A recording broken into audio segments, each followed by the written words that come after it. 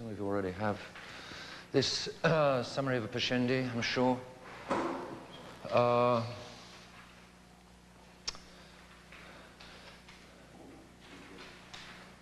Some of you have seen Pascendi before, but it's, of all of the encyclicals that we do on these occasions, it's the one that usually throws the most light on what's going on around us, because modernism, the church is being devastated today by neo-modernism, which is a rerun of modernism. Modernism is what the name given to the era that Pius X scotched in Pascendi. I was saying to you that the devil, having been beaten back from the church by Gregory XVI, Pius IX, he was starting to come back into the clergy. They didn't yet have, in the 1880s, 1890s, television, but they did have liberal newspapers. The liberals had been hard at work fighting the French Revolution, and there were some notorious or infamous liberal Catholics, like Bishop Duponlu in France and various others, Montalembert. In other words, there were some famous Catholics, quote unquote, who were cozying up to the liberal ideas of the French Revolution and trying to, like Félicité de Lamennais, trying to blend the two together. And the Pius IX beat them back. Pius IX said to one group of French pilgrims that came through Rome, he said, it's not the enemies of the church I'm afraid of, it's liberal Catholics. Those are the ones that I'm afraid of. In other words, the enemy inside the gates. The people inside Catholicism who are trying to dilute it and water it down and adapt it to the world. Those are the ones that Pius IX said he was afraid of. He died in 1878 after the longest reign of any pope in the church. And then he was succeeded by Leo XIII, who was very clear in theory, but in practice was not so smart. You do get people like that who've got all the ideas straight, but then the application of the ideas is a different thing. And he was not so wise in his application of the ideas, so that the enemy, who never gives up, he prowls around like a lion seeking someone to devour. The devil was, through newspapers and through the whole modern world, getting to a number of priests and even a few bishops and persuading them that, you know, the church is really out of date, the church is losing it. Old Mother Church, you know, the modern world is sweeping past and leaving her behind like, you know, the tide leaves a castle behind, and here the church is ranting and raving up on the battlements of this church while modern life has gone on and left her behind. Really, we've got to get the church with it. But we're not going to be able to deceive. You know, we're not going to be able to get the oldsters to move all that easily, so we'll have to deceive them. What we'll have to do is keep all of the appearances but change the contents, and that's the trick of modernism. In order to make the church modern, they will keep all of the appearances, they will use all of the old words, they will use all of the old institutions, but the content and substance will have been completely changed and gotten into sync with the modern world. In other words, with Protestantism, liberalism, and communism. They will have... So the trick is to keep the appearances but switch the content.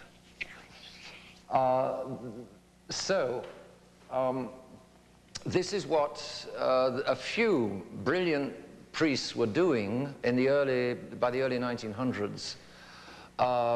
Pius X became Pope in 1903, and he had been, like John Paul I, Cardinal of Venice, the Patriarch of Venice, and there he had already come across this. Pius IX knew the 19th century inside out. When he became Pope, the liberals laughed. They said, oh, that parish priest, he's just a parish priest. He doesn't know anything. So we'll run rings around him. But they found that because he was a parish priest, in fact, he knew the church from the ground upwards. He'd been through all stages of the church ladder. He'd climbed steadily every single stage. And as he climbed, he got to know the church, and he got to know that he thoroughly knew the 19th century, and he had the great advantage of being a saint. And because he was a peasant, I mean, he was from a peasant family, a very good peasant family over in the Venice area, that part of Italy, northeastern Italy. Precisely because he was a peasant, he wasn't just an intellectual with good ideas. He was a man that understood on the ground how things work. And therefore, he was never fooled by the liberals. He was a saint, and he was never fooled. And therefore, the liberals found that he was more than a match for them. And he waited. He became Pope in 1903. He knew that this was going on, that a few of these brilliant intellectuals were stewing up this stew which would destroy the church if it wasn't stopped. He waited a few years in order to give them a chance and to try this and that, but as he tells us at the beginning of his Pascendi, it didn't work. So then, in 1907, he came out with this blockbuster. And it's big. It's the biggest of the encyclicals we'll look at. We'll have time to look at these few days. And it's the most complicated because it's a philosophical, it rests upon philosophy. And in order to grasp Pascendi and in order to grasp modernism, we'll have to go into philosophy. We've already done a bit of it. We sketched out a bit of it yesterday. But the problem with modern people, I mean, if you are agreeing, some of you, I see your heads nodding every now and again when it isn't sleep, but I don't think you sleep.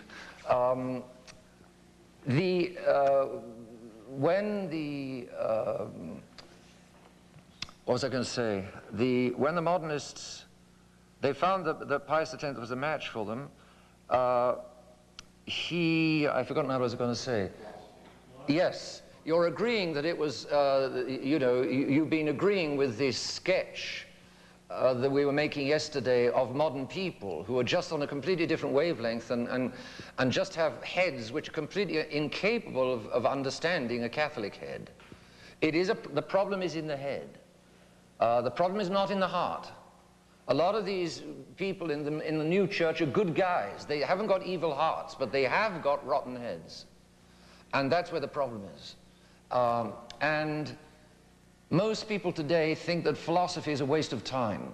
And when you consider the philosophy that's taught, as it's taught in today's universities, it definitely is a waste of time because it's stupid and idiotic philosophy. It's false philosophy. But the true philosophy is the most important department of, the most important natural department of knowledge. The supernatural knowledge is more important. The supernatural faith, anything supernatural is per se more important than anything natural. But on the natural level, of all departments of science, whether you take philosophy, chemistry, biology, any kind of science, philosophy is the most important because it holds the key to all the others. So we'll have to take a look at some philosophy. But if you can, and we've already been, people, it's this question of people being, their minds being unhooked from reality. The mind which God made for reality. Reality comes to my mind, and my mind receives reality, and my mind is essentially designed by God to be submissive to reality. Compare the mind like a woman like a woman impregnated by a man. The mind is impregnated by the object, and the result is knowledge. A woman is impregnated by a man, the result is a baby. The mind is impregnated by the object, and the result is knowledge. That's a comparison. In other words, the object is active, and the mind is passive. That's common sense. I don't pretend that my mind is dominating the object if I've got a grain of common sense. But modern philosophers will see it's the other way around. We'll see how and why in a few moments. And the key to this question is then philosophy. There should be one spare somewhere, unless I've left it in the machine. Is there one spare? No. No, then I've left it in the machine. It's upstairs. Doesn't matter. Take a look. You've got front and back. On one side it says 1 Pascendi overview. On the other side it says 2 Pascendi, the heart of the matter, right? How it works is like this. Pascendi is in 5 sections. Look at Pascendi, one Pascendi overview. It's in 5 grand sections. You've got an introduction, which is paragraphs 1 to 4, or sections 1 to 4. You've then got section part 1, which is doctrine, which goes from 6 to 39. You've then got part 2, causes, 40 to 43. Part 3, remedies, 44 to 56. And conclusion, very briefly, 57. You can guess from that, just looking at the figures, that the heavy weight of Pascendi is in the doctrine, running from 6 to 39. That is the heavy weight of the... Then the causes is just 40 to 43. That's 4 little sections. It's like a little appendix on the doctrine. And then the remedies are important and interesting, but they're not at all complicated. And then the conclusion is just a single paragraph. So the center of gravity is obviously, once more, the doctrinal section. The popes go for doctrine. Why do the popes go for doctrine? Docio docere doctrina. Because our Lord said them, euntes doceti omnes nationis, go and teach all nations. And doctrine is teaching. So doctrine is what our Lord told his apostles to do. And the prime function of one of a prime function of priests is to teach. They are meant to be teachers, and woe unto them if they don't teach. Just have a question. Doctrine, dogma. Dogma comes from is the Greek word, actually. It's not docio docere in Latin. Dogma is a defined part of truth. So you could say that, so to speak, doctrine, in answer to your question, doctrine divides into defined and undefined, but nevertheless true. Because there were plenty of defined doctrines that were once undefined. So a definition makes a truth move from the undefined part of truth to the defined part of truth. The definition doesn't make it true, it simply adds to the certainty of its being true, that's all. And the defined doctrine equals dogma. So dogma is defined doctrine, can be defined as defined doctrine, okay? Right. Then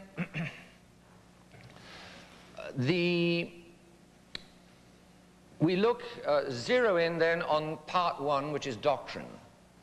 And there you see it, you see 7 little figures on the first side, Pascendi overview. You see modernist, 1 philosopher, 2 believer, 3 theologian, 4 historian, 5 critic, 6 apologist, 7 reformer.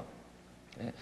So the Pope is taking all departments of Catholic teaching and analyzing what modernism does to each of these parts of Catholic teaching, one after another. So he starts with the philosopher, goes on to the believer, goes on to the theologian, goes on to the historian and the critic, finally the apologist and the reformer, and then 39, you've got a grand conclusion of all of this analysis of the modernist doctrine, and that is that modernism is the synthesis of all heresies. It's the meeting place, the composition, the combination of all possible heresies run together. And these comparisons like a main sewer. Each heresy is a sewer collecting the filth out of people's minds, and modernism is the main sewer collecting all the filth from all filthy minds. So Pascendi stinks, all right? Modernism stinks. It's bad news. Modernism is bad news. It's a Pope's own comparison, I think, that is like the main sewer. It's a vivid comparison. All right. Notice then, you've got the modernist, the first 3 sections are the philosopher, the believer, and the theologian. And there you've got a bracket around it, and it says the heart of the matter, see over. So when you flip over to Pascendi, the heart of the matter, you see the long and detailed analysis of the 1, 2, 3 of doctrine. So you've got the philosopher, the believer, and theologian on side 2, and then for the historian, critic, apologist, and reformer, you come back to side 1 again. I think you see how the two sides of the sheet fit together. It's very clear then that the problem of modernism is a problem of philosophy, belief, and theology, in that order. So, let's look briefly at his introduction. We popes must guard the flock and guard the faith and feed the flock. Pasco pascendi, that's the Latin for to feed. We get from it pastor is a man who feeds. A pastor is a giver of food. And a pasture is where the cattle get food. So pasco pascere is to feed, and the feeding of the flock with good doctrine is the business of the Pope.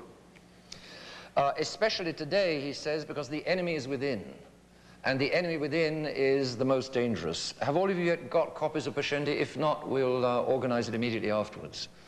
Do read it. It's tough, but it's very well worth reading. Especially the enemy is within. 3, he paints a portrait of this enemy within. Intimate. He's right in the entrails of the church. He's in the guts of the church. Radical. They're completely extremist. They're disguised because they know that they won't be able to sell their goods if they come out in the open with it to Catholics. Audacious. They shrink from nothing. They're perfectly willing to say 2 and 2 is 5. No problem. They will shrink from nothing. Outwardly correct. Once again, the appearances are all still there. But they're disobedient inside. So you've got this hypocrisy. They're hypocrites. And they're very dangerous because they are outwardly correct and because they are disguised.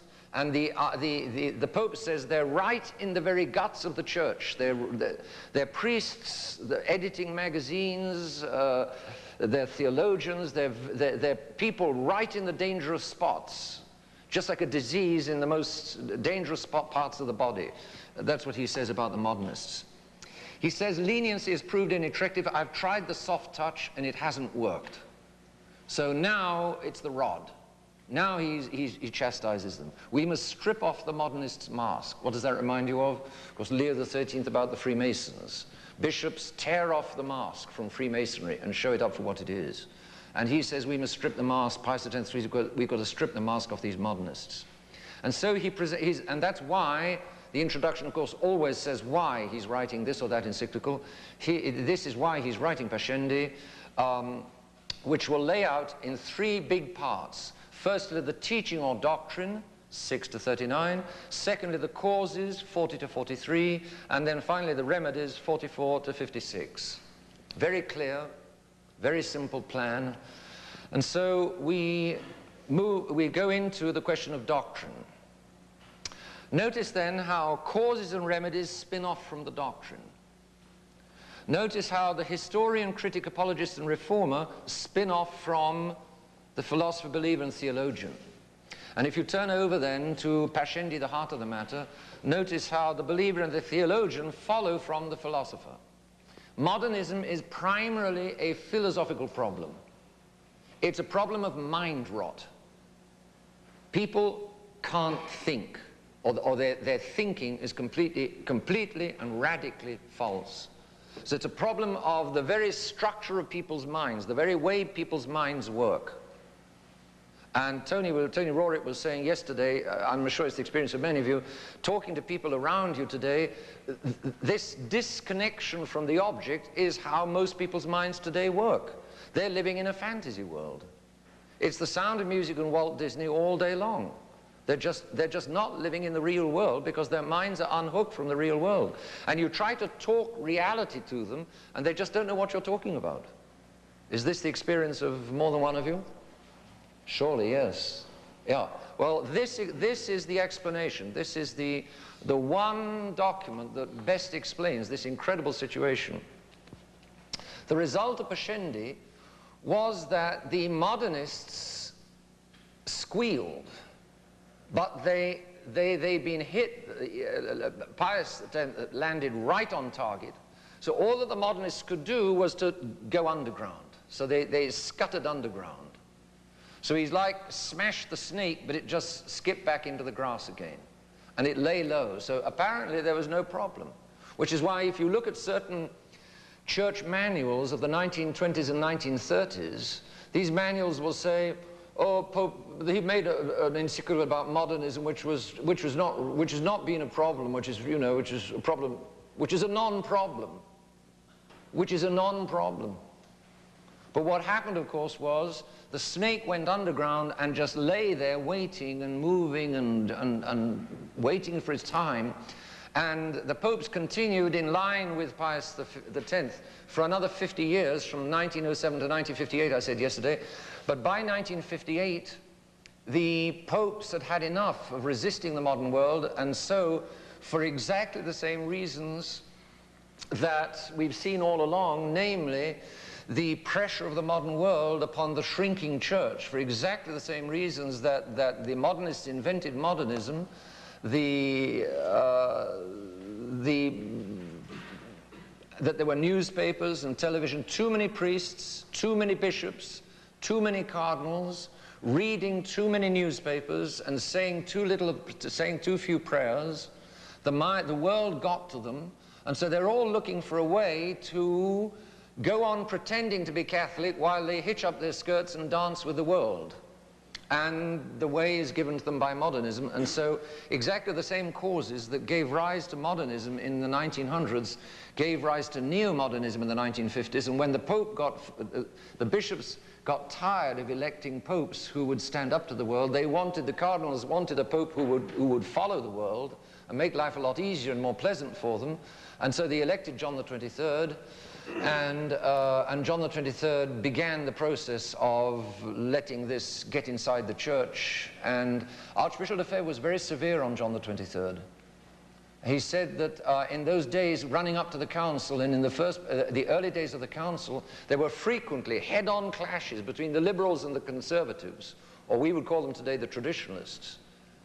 And the Archbishop Lefebvre says that the decision again and again was taken by the Pope good, quote unquote, the heaviest quotes unquote you ever saw in your life, good Pope John sided again and again with the liberals, and the result was that the liberals ran away with the council.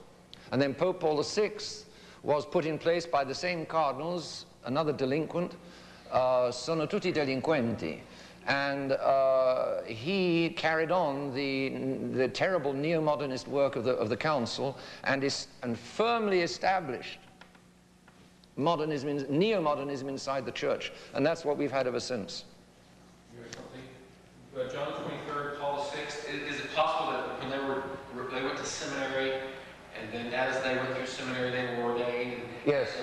They were already starting to get probably mentally indoctrinated. Oh, yes. It wasn't like maybe a Giuseppe Sarto who maybe was trained prior to the infestation, and so their minds might have already been infested as they were being raised and trained. Yes, definitely John the 23rd had liberal tendencies from a long way back. And, you know, I mean, he was in his 80s in the 1960s, so when would he have born? About 1880. 1880, he will have gone to seminary in the 1890s and 1900s when modernism was running around. And what it amounts to is, you know, the modern world is full of liberalism and Protestantism. Masonry and Protestantism is full of it. And this is all the time beating at the church and eroding the church. And the churchmen need a very strong faith to stand up to it and to tell it go chump in the lake. Because, I mean, you know that you need a strong faith in order to resist the world which is around us today. As it's getting at you all the time. And it takes, you know, a strong whiskey to beat these bugs down. Otherwise the bugs take over. So The 23rd was, when he was a seminary professor, wasn't he fired from his yes. John the 23rd was fired from teaching at the Lateran, I think, yes, before modernist tendencies. And when he became Pope, he delighted to go over to the drawer and he looked at, look, I was sacked for modernism and now I'm Pope. Ho, ho, ho, ho, ho. Yeah? That was his attitude. But there's some interesting articles been coming out in Italian, a close study in Italian of John the 23rd's origins and background. The man was a liberal from the word go, but he lay low. And he was a soft touch, and he was a good guy, quote unquote, so he slid his way up the ladder until the delinquents who wanted a worldly pope put him in. John the 23rd was not a good pope. And it's very possible that he did actually join Freemasonry or the Rosicrucians. Yes, very possible. Yes, in Turkey, very possible. Yeah, he wasn't a good guy at all, but he looked like it. He made everybody think he was, and the media loved him. If the media loved them, you can be quite sure there's something seriously wrong. But the myth, John, the good Pope John, is an absolute myth. The man was a crook, basically. A crook, a real crook. I think that's what's coming out. I heard the same thing said in Italy in January at the Sisinono Congress in Albano. Serious evidence that John the 23rd was into Masonry, was a Mason. Serious evidence. So, the man was a crook. And he with one decision after another, he quite deliberately handed the church over to neo-modernism. And Paul VI continued on the same line. As for Paul VI, he never did a proper seminary. He was a weak child and not in good health. Very good mind, I mean a very clever mind, but he did his studies at home, and therefore he never did proper seminary studies. And that is...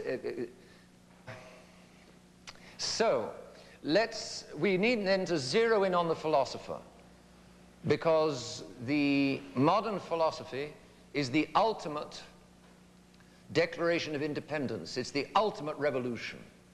I am revolting against any object imposing itself upon me. I am going to liberate myself from having to say that that is brown. If I want to say it's blue, well then it's going to be blue. If I want to say it's red, then it's going to be red. I'm the boss of what color it is. It isn't, but I am. As you can see, it's filled with pride. It's this liberation from the world of God and replacing it with my world, putting me in the place of God, putting man in the place of God. That is always, as one of the popes said, I think it was Leo XXX or Pius XI, I forget, one of them says in one of his encyclicals, the bottom line is man replacing God. That's the modern world. We zero in on philosophy. Look at philosophy, we see 6 and 7, you've got several lines for just 2 paragraphs. Called principles, and then you've got 7b to 13 is application. So there again, if we look at the philosopher, if we assume that the causes and remedies follow from the doctrine, if we assume that the believer, theologian, historian, critic, apologist, and reformer follow from the philosopher, we zero in on the philosophy, and we notice then that again, it's a question of principles and application. And the application obviously follows from the principles. So we zero in once more, we're zooming in all the time, closer and closer. We zoom in on 6 and 7. We see that these principles are negative and positive. Negative, I've called it there phenomenism and agnosticism, and positive is called vital immanence. And the truth about this great encyclical is that if you once understand 6 and 7, if you once understand those 2 sections, you've got the whole thing. The rest just follows like, you know, it's like all the dimes running out of the slot machine if you hit the jackpot. So if you can hit the jackpot with 6 and 7, you can understand the rest of it without very great difficulty. But 6 and 7 take a bit of understanding. Notice again, amongst these principles, the 6 is negative and 7 is positive. And what that is like the clearing of the building site, the destroying of anything on the building site, that's negative. And then what you build in the place of what you destroyed, and that's positive. So the phenomenism, agnosticism is the clearing of the building site. And we can imagine that it's going to do away with all the faith previously that was ever said. And then vital immanence is how we're going to rebuild in the place of what we've destroyed. So since clearing the building site precedes putting up the new building, then if we're looking at principles, we want to look at the negative principles first. So we're going to zero in on section 6. There you've got beyond the phenomena, things appearing as they appear, all is unknowable in capital letters and double underlined. But God, author of nature, miracles as such, and external revelation are all beyond the phenomena. Therefore, God, miracles, and revelation don't exist without or come from without. All right, that first sentence, double underlined and in capital letters, is the key to the whole encyclical. And this is where we have to get into a little philosophy. Let's look then at modern philosophy. For a long time, the Western civilization was taught by the Church. Mother Church created Western civilization, and Western civilization took her philosophy from Mother Church. The philosophy of Mother Church is Aristotle. For centuries, well, for at least from Thomas Aquinas onwards, from Thomas Aquinas to Descartes, let's say from about 1250 to 1650, that's 400 years, it was Aristotle. And Aristotle is the great master of philosophy. Prior to Aristotle, it was rather Plato, who is more lush, but Aristotle is more correct. Aristotle is very dry, Plato is very lush, but Aristotle corrected Plato on several points. And so Plato was fine as long as people didn't go into it too close. But when the Arabs began messing up the European mind in the 1200s, then the church had to fall back on Aristotle. It had to straighten out Plato with Aristotle, and Aristotle was the church's mind, and Aristotle was the basis of modern science, modern medicine, modern biology, you name it, and it goes back to Aristotle. So, Aristotle is common sense. Aristotle is completely in line with common sense. If I see a yellow wall, well, that's a yellow wall. Funny you should have to come all the way across to Minnesota in order to be told that a yellow wall is a yellow wall. But the problem is that the modern world is off the yellow wall. For the modern world, that isn't a yellow wall, that's a transcendental experience of cats or something. So you come to Winona in order to get your common sense fortified. And Pascendi is the fortification of common sense. But common sense is exactly what today is being undermined. You put women and men together on ships, and then you send them out on the ocean, and you seriously expect them not to get up to what men and women get up to. Common sense, people are just simply losing their common sense. All right, now, the philosophy, we're into the question of knowledge. Knowledge is actually a very mysterious thing. I can look at this book and say, well, I know that's a book. It's common sense that I know that it's a book. And I handle it, I touch it, I feel it, I hear it, I read it. No big deal. Knowledge is not a problem unless I begin studying it. But the more I study knowledge, the more mysterious it is. And we can't go into it, a great deal of it, but let's just say for the moment that knowledge with human beings, knowledge, as Aristotle says, knowledge is a combination of intellection and sensation. Now there's the mind and the senses.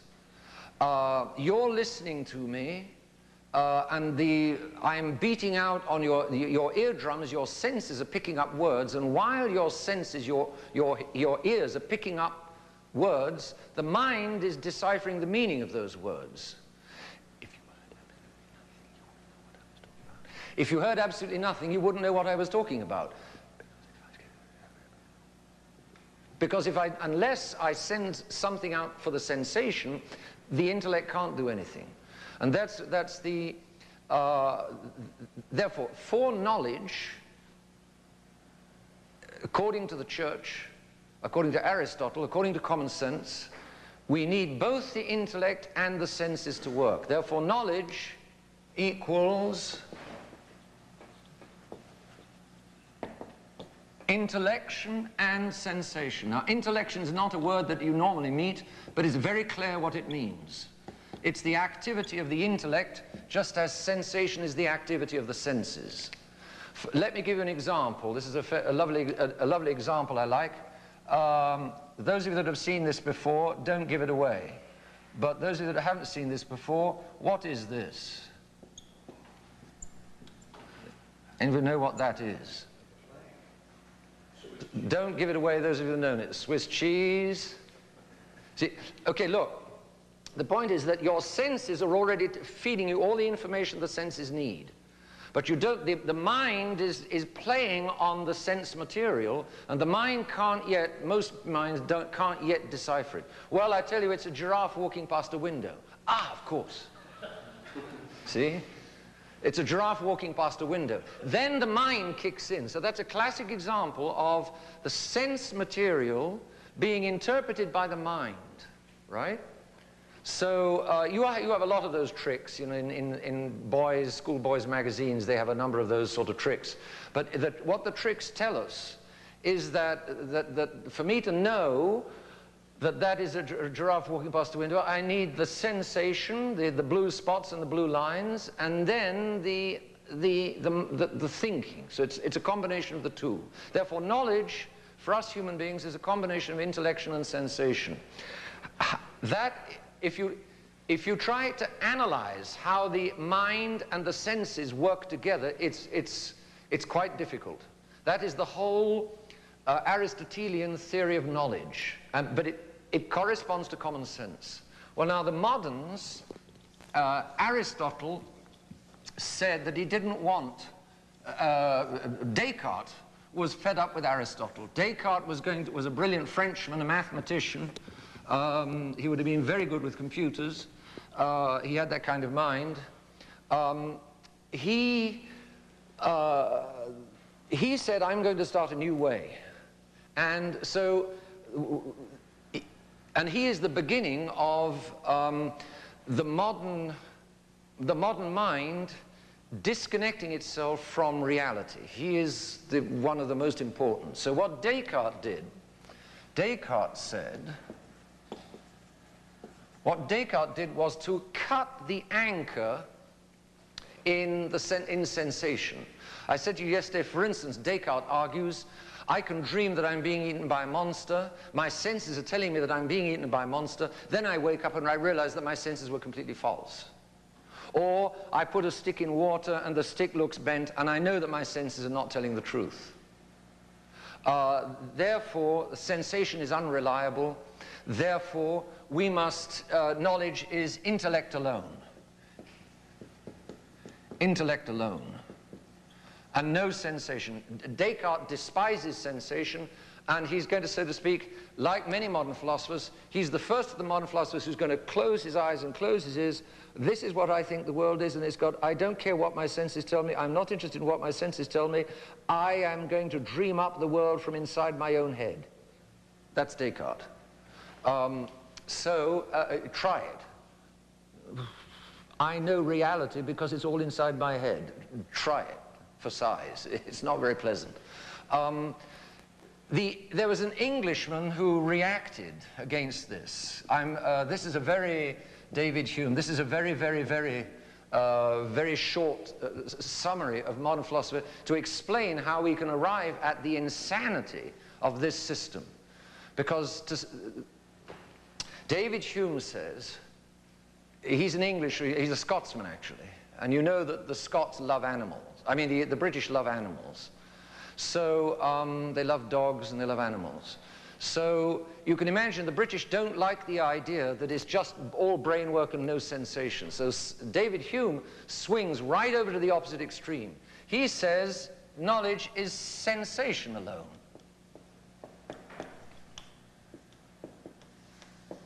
Sensation alone.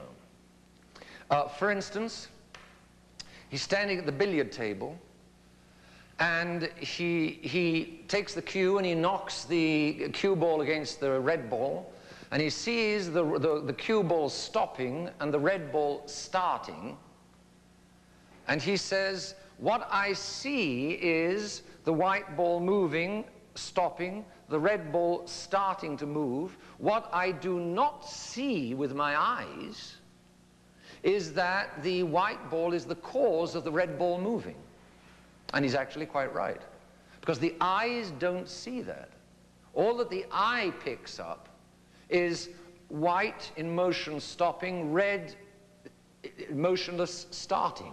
That's all that the eye picks up. The eye, as an eye, sensation as sensation, does not pick up the reality, the relation of causality. It's the mind that's just like the eye doesn't pick up that that's a giraffe opposite a window. The eye doesn't pick that up. All that the eye picks up is 1, 2, 3, 4, 5, 6 blue lines, and then about 7 or 8 little blue circles. That's all that the eye picks up. All that the eye picks up is color. Therefore, strictly, Hume is right. But you see, what he's saying is, instead of saying that knowledge is something more than just sensation, he just destroys. He says, I don't see causality. All that I pick up from outside me is by my senses. My senses don't pick up causality, therefore there's no such thing as causality. That's Hume. And so this is literally a dog's world. The British philosophers put us in a dog's world. The British philosophers destroy intellection. The French philosophers destroy sensation. The German comes along and says, "Ach, that's no good. We must put," the German says, if you destroy causality, you destroy science. Science automatically assumes there are relations of causality, and if I can't pick up causality, then science is destroyed. But Kant has been immensely impressed by Newton. Kant correctly says there is such a thing as science. But Kant definitely wants to defend intellect, because he says there is such a thing as science, the knowledge of universals which goes beyond just patches of color in front of my nose, or patches of sound coming on my eardrums. So he wants to defend science, and he's quite right. But he also, so against Hume, he wants to put intellection back in. But Kant admits that Hume is quite right, that sensation doesn't pick up universals. Sensation doesn't pick up science. Science is not in sensation. The sensation is all that I pick up from outside. So Kant says, get this clear, Kant says, sensation is all that I get from outside, but there is such a thing as intellection, and there is such a thing as science. But the intellection and the science don't come from outside, because Hume is right, all that comes from outside is sensation. So he agrees with the Frenchman, or he agrees with the English, the Britishman, the Britisher. He agrees with the Scot Hume, that all that I get from the outside is sensations. But he agrees with Descartes that there is such a thing as science. So how is he going to fit together science and there's only sensations? How he does it is the following way. He says, you're going to meet now Frankenstein, who's a character well known to seminarians. Frankenstein and a tree. Kant will say, the tree provides me with sensations. The tree gives me sensations. These are sensations. And the sensations, the sensations arrive in my senses, which transmit through to the brain. But once they're inside, it's my intellect, my mind, that creates the universals, that creates the science. So Kant stands at the edge of the billiard table. Hume is quite right that the mind can't pick up causality from outside. All that comes from outside is patches of color. It's my mind that is saying that the white ball is the cause of the red ball moving. In other words, my mind creates what the sensations really are all about. Now, when I put the giraffe on the board, the mind was not creating the giraffe. The mind was recognizing the giraffe inside the sensations. And to straighten out this problem swiftly, without going too much into it, let's give us now, how does Aristotle solve this problem of a serious problem of the sensations only picking up little particulars, and yet the mind picking up universals like causality? How does that happen? How can I burn hydrogen on Monday morning, burn hydrogen on Tuesday morning and it turns into water, burn hydrogen on Wednesday morning and it turns into water? I have a particular sense experience of the water on Monday, on Tuesday, on Wednesday. How can the mind say that that is a law which applies to all hydrogen burning anywhere and everywhere? The senses can't pick it up, because the senses can only pick up water on Monday, water on Tuesday, water on Wednesday. How does the mind know that this is a question of water, that hydrogen and oxygen will combine to make water all over the world in all times?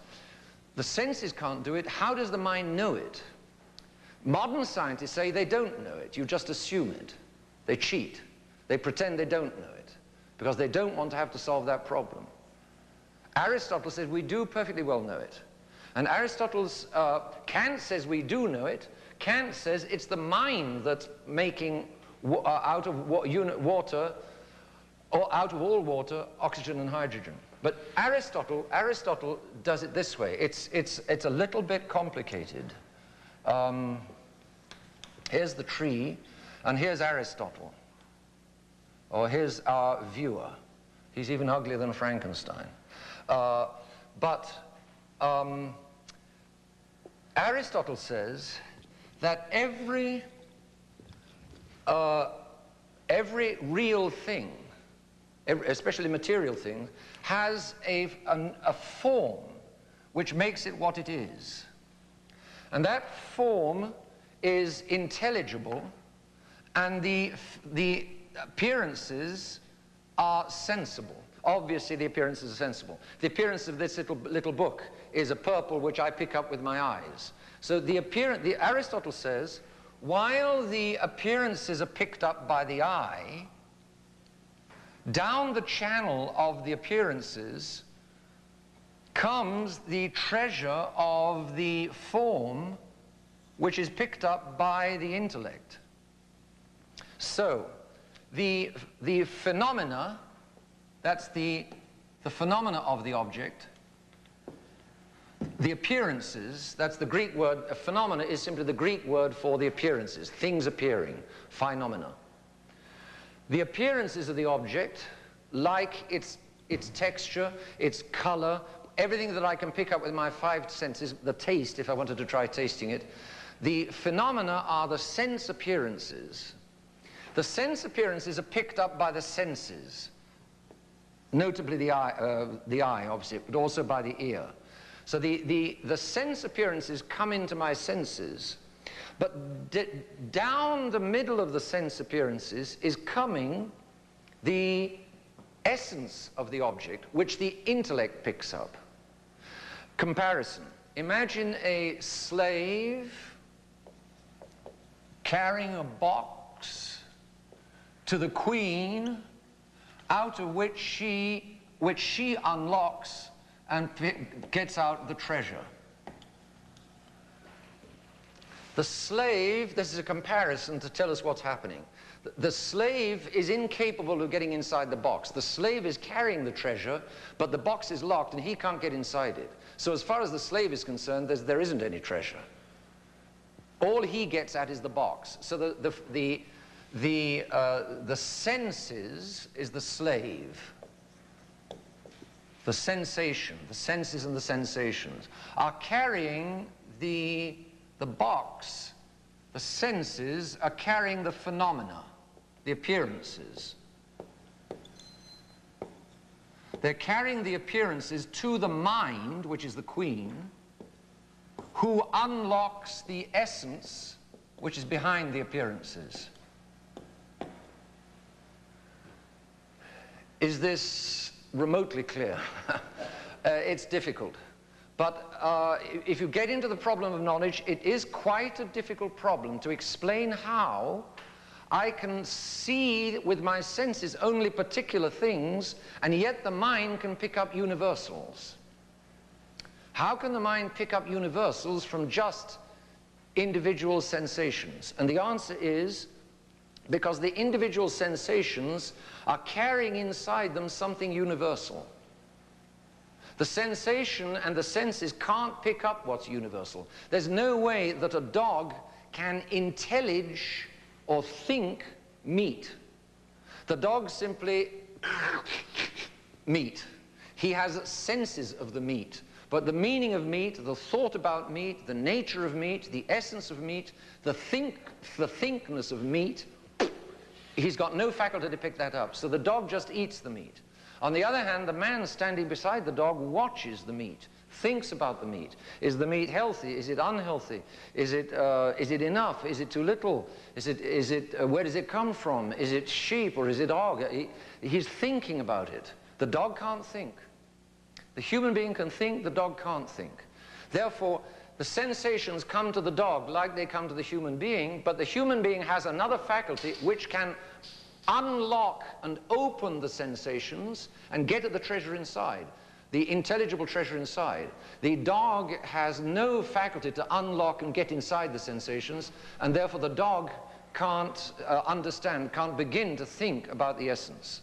All right, now you see the difference between Aristotle, briefly, and Kant. For Kant, we'll change color here. For Kant, all that the outside object provides and can provide is sensations. It's the mind that makes laws and essences and things out of those sensations. It's my mind that creates universality. So for Kant, these sensations are objective, but the essence behind the sensations, what's really going on behind the sensations, is up to me. So I can look at the sensations of what's normally a tree, and I can say that that's a lamppost. My mind is capable of saying that that's a lamppost, because my mind is not determined by the sensations.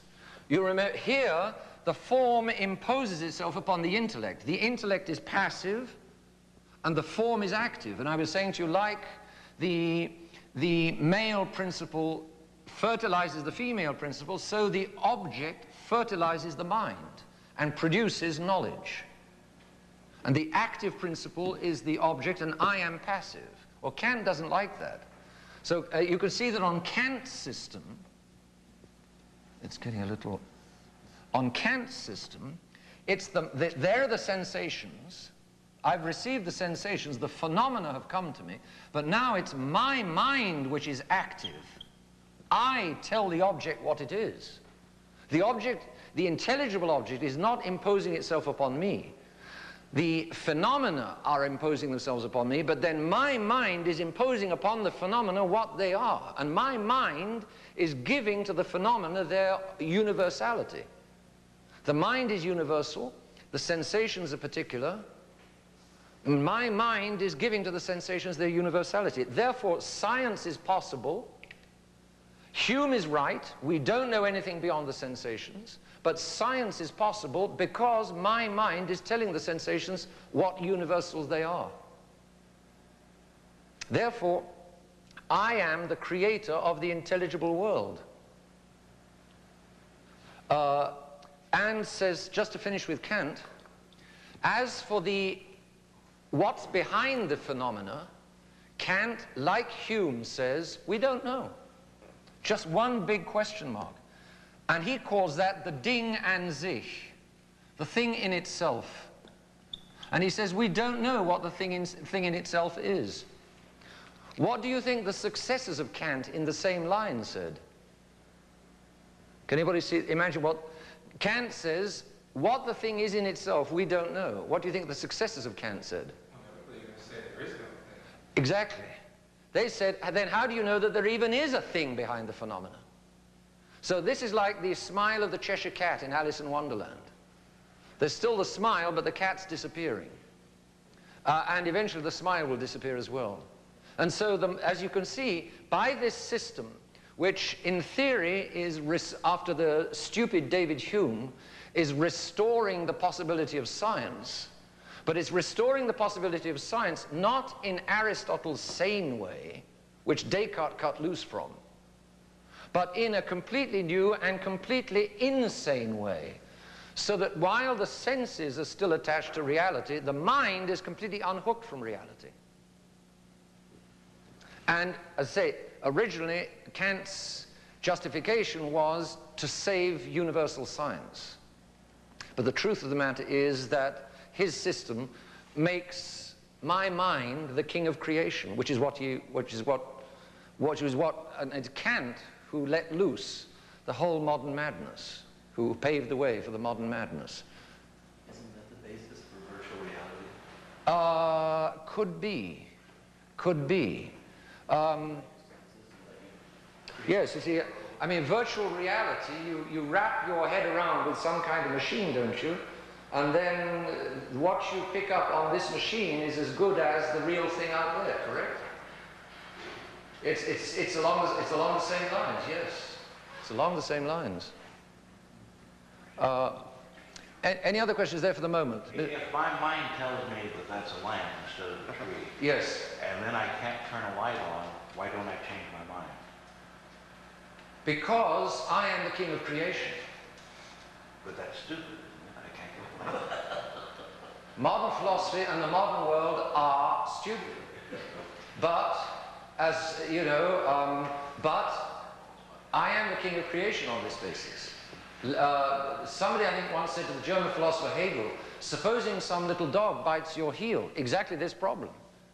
He said, too bad for the dog. In other words, if I get out of whack with reality, that's reality's problem and not my problem. And that's how these people think. And remember, of course, that they are selective. When they come down to breakfast in the morning, their mind tells them that that is coffee. Otherwise, they get mighty thirsty. Why weren't there enough intelligent people to shoot down all these nuts? I never could understand why these people had so many people bow down to them and they become the course of the survey course in philosophy. Only them. I never could understand that. You've got too much common sense to understand it. God bless you. The answer is that this began amongst a few philosophers in Germany. But you see, the great thing is that this system, one, saves science, two, saves sensation. It looks as though it's putting together knowledge into intellection and sensation again. Kant has a place for both of them. So it looks as though he's more sane than Descartes, and it looks as though he's more sane than Hume. But of course, the way in which he puts them together again is completely insane compared with where Aristotle does it. Here, the intelligible object imposes itself upon my intelligence. But now, how did this system get away? Well, it started small. And you see, when somebody reads Kant, he says, he's got any common sense. Hey, that's nonsense. That's absolute nonsense. But, makes me into God. I like that. I become God. I make the object. I am the king of the object. So pride is the reason why people buy into this system. And pride and the fact that they no longer want, and this is the modern world. The modern world does not want to submit to God. And it does not want to submit to God's reality. It wants to remake reality. And therefore, an insane, a Luciferian ambition is behind the acceptance of this nonsense. And the modern world, you know, I mean, over centuries, it's been happening over centuries, and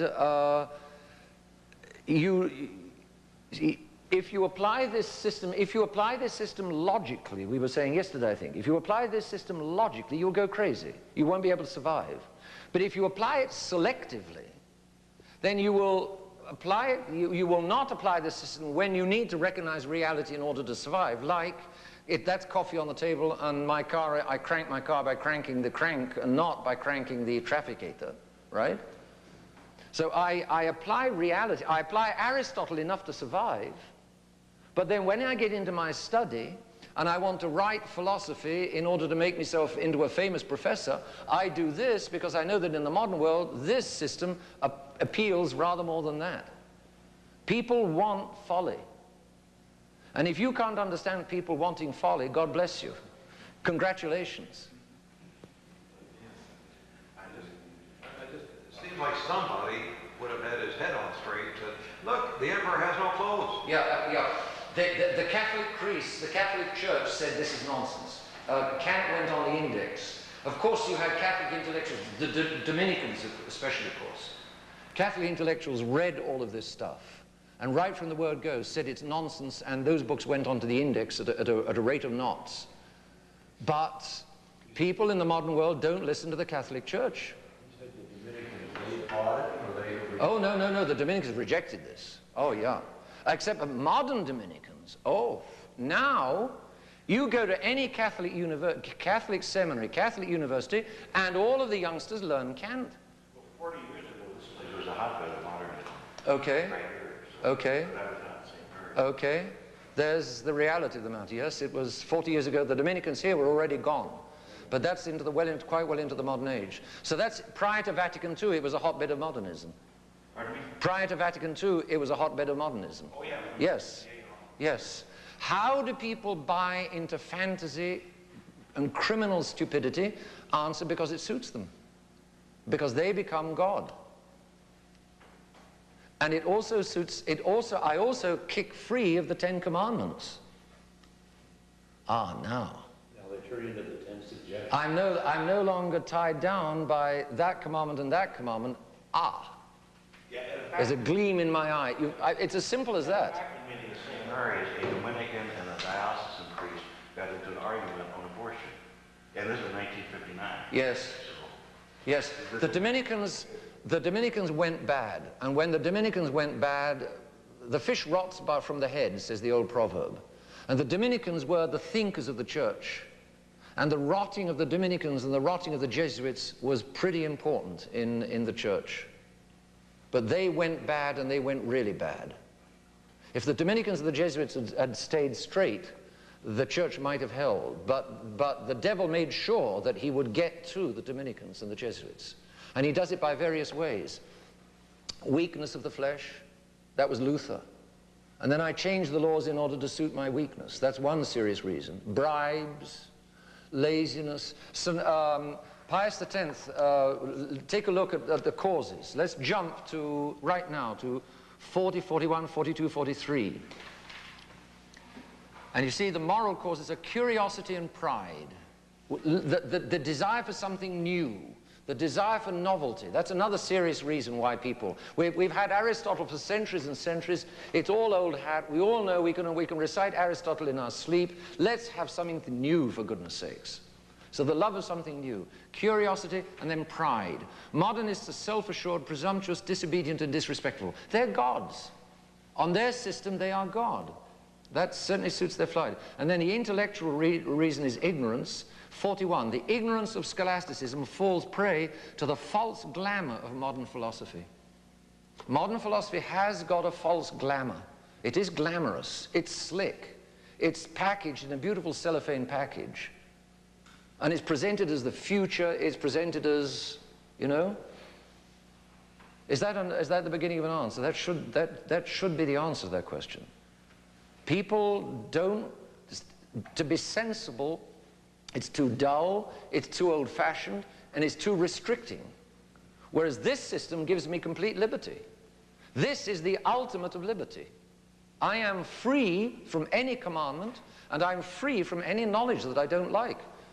I just rearrange my mind playing on the sensations. Really Eve and the apple all over again. Yes. Like Exactly. It's as simple as that. Yes. Yes. David. Well, I mean, would part of the problem have been that this grew up in the Protestant areas, and their need to reject the Catholic Church means a need to reject Thomism, Yes. which means implicitly rejecting Aristotelian philosophy. And Plato's answer on the issue of essence is not satisfactory. Yes, that's right. And so they were essentially left with nothing else to choose from. Yes. Because to accept Aristotle would be ultimately to accept Thomism. Yes, And that's you right. can't do that because that's the Catholic Yes. Church. Kant was from Protestant Germany, from the northeast, from Königsberg. I think he had a Scottish Presbyterian mother. So Protestantism is deep behind Kant. Protestantism, rationalism, liberalism, they're all the same stable. Let's break there and we'll pick up again at, let's say, 11 o'clock. There's no problem at 11 o'clock.